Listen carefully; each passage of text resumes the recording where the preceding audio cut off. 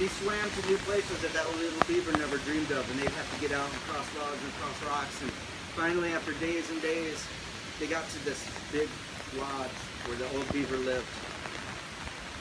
And little beaver looked around and said, "What are we doing?" And that Grandpa Beaver said, "I have some things to teach you. I have some things to teach you so that you can take these back to your people and help them learn how to be a little different. Teach them how to dream like you want to dream." And so that little beaver stayed with them. And all this time they would do things together. They would go out and they would look at the different plants, and that old beaver would take that plant and he would crush it up and say, "Smell this plant. Smell it." The old beaver would smell it.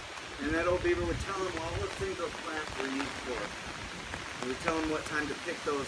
He would tell him what the roots were for. He would tell him when they would bud, how to use them as medicine, which ones were food. So they spent a lot of time doing that. And that old beaver showed him how to take seeds from those plants and plant those seeds in the ground and grow those plants. So the little beaver learned how to do that.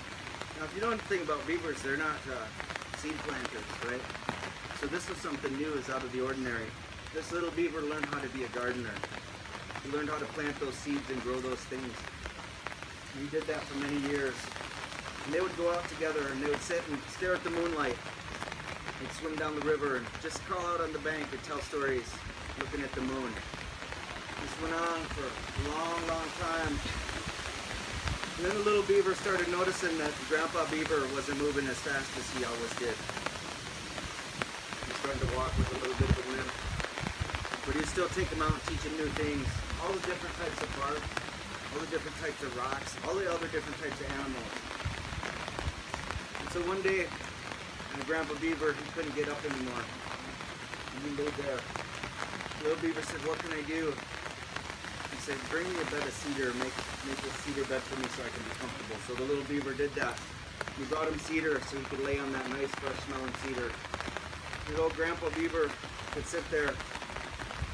And little beaver would hold his hand. And Grandpa Beaver would tell him those last stories. And he said, "Little beaver, there's more to you than just being a beaver." He said, "You're a spirit. You're a spirit being.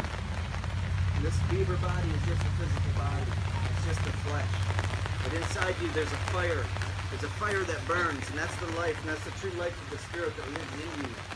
He said, "All these years we've been talking about things.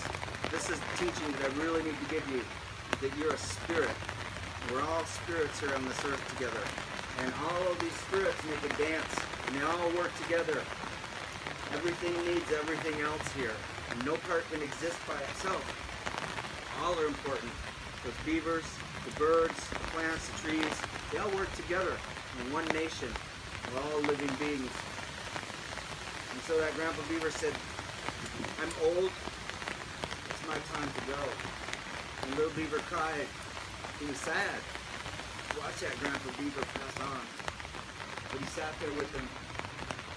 He brought him food until he couldn't chew that food anymore. He couldn't eat anymore, and little Beaver knew it's about time to go. And Grandpa Beaver didn't really want to leave his little